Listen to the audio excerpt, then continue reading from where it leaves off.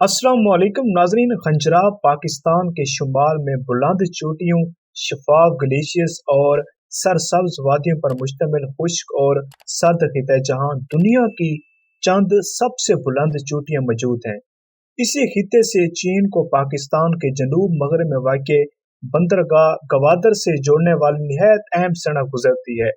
शराय रेशम सदियों से तिजारत और सफर के लिए इस्तेमाल होती रही है। ताहम गुज़श्ता 10 साल में इस सड़क को चीन के बेल्ट एंड रोड यानी BRI मंसूबे के तहत काफी अहमियत हासिल हुई है।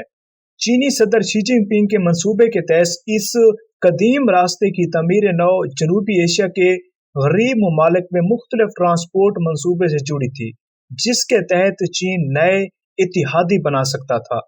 अब मगरबी दुनिया चीन की जानिब से इतने बड़े पैमाने पर सरमायाकारी को शक की निगाह से देखती रही है, जिससे खदशा था कि चीन बंदरगाहों का एक ऐसा सिलसिला कायम कर लेगा जो जनूबी चीन समंदर बहर अरब के जरिए उसकी बहरिया को अफ्रीका तक रसाई हासिल करने में मदद फराम करेगा।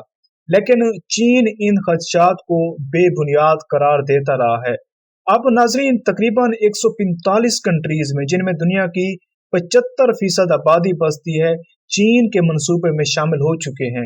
इस मंसूबे का सबसे बड़ा प्रोजेक्ट चीन पाकिस्तान इक्तसादी राहदारी, जिसे CPEC China Pakistan economic corridor कहा जाता है, जिसके तहत $60 अरब के इब्तदाई तखमीने से सड़कों, रेलवे और पाइपलाइन का एक जाल बनना था। हतमी मंसूबे ये था कि वस्ती एशिया और मशरक वस्ता से तेल और गैस पाइपलाइन मगरबी चीन तक बरह रास्त रसाई हासिल कर सकेगी और यूं एक तावील समुद्री रास्ते के मुकाबले में वक्त की बचत होगी। पाकिस्तान के इस खिते की तरक्की चीन के लिए फायदेमंद होती। एक जानिब से अफगानिस्तान की मादनियात तक रसाई हासिल होती, तो दूसरी जानिब इंडिया के खिलाफ पाकिस्तान की हिमायत हासिल होती।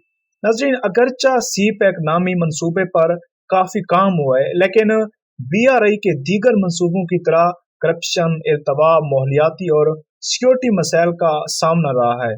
अब गवादर बंदरगाह अब तक खाली पड़ी है, जहां से सामान लाने और ले जाने के आसार नजर ही नहीं आते।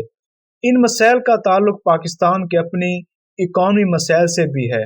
इस साल के आगाज में मुल्क दिवालिया होने के दहाने पे था। महंगाई अरूज पर थी, तरक्की की रफ्तार कम और रुपया काफी कमजोर हो चुका था। एक ऐसे वक्त में जब फैक्ट्रियां महंगी बिजली और खाम माल की वजह से बंद हो रही थी और टेक्सटाइल मजदूरों को फारिग किया जा रहा था, हुकाम CPEC मंसूबों के लिए दरकार दरामदात की अदाइयां करने में मुश्किलात का सामना कर रहे थे।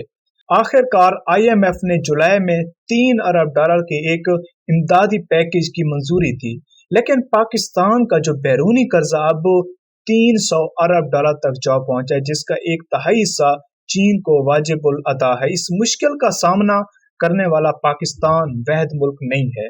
BRI मंसूबे के आगाज के बाद से चीन बहुत से तरक्की पजीर ममालिक को कर्जा फराम करने वाला सबसे बड़ा मुल्क बन चुका है। एक तहकीक के मुताबिक चीन ने 2008 से 2021 के दरमियान 22 ममालिक को $240 अरब का कर्जा दिया।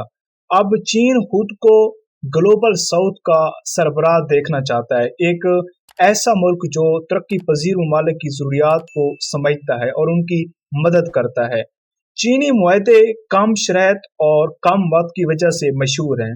आलमी बैंक और IMF जैसे इदारे वक्त भी ज्यादा लेते हैं और मदद के बदले समाजी और मुआशी शराइत भी ऐद करते हैं। अब ग्लोबल साउथ में कई रहनुमाओं को इंतखाबात का सामना है और वो ऐसे मंसूबे के ख्वाहिशमंद होते हैं जो कम से कम शराइत के साथ जल्द से जल्द मुकम्मल किए जा सकें। नाज़रीन, अगर बात गुज़श्ता साल की करें तो G7 ने कम और मुतवासे आमदन वाले ममालिक में सरमायाकारी बढ़ाने का एक मंसूबे का ऐलान किया था। अब इस माह G20 इजलास में इंडिया, मशरक वस्ता, यूरोप इक्तसादी राहदारी मंसूबे का ऐलान किया गया, जिसके जरिए एक तिजारती राहदारी इंडिया को मुख्तलिफ मशरक वस्ता ममालिक और यूरोप से जोड़ेगी। अमरीकी सदर जो बाइडन भी इस मंसूबे में शामिल हैं, जिनके मुताबिक ऐसी और तिजारती राहदारियां भी मुस्तकबिल में सामने आएंगी। नाज़रीन, डीपली देखें तो चीन अब जनूबी एशिया ममालिक में एक अहम معاشی اور سیاسی کھلاڑی بن چکا ہے۔ ایسے میں چین کی سست ہوتی معیشت عالمی طور پر ایک نئی تبدیلی ثابت ہو سکتی ہے۔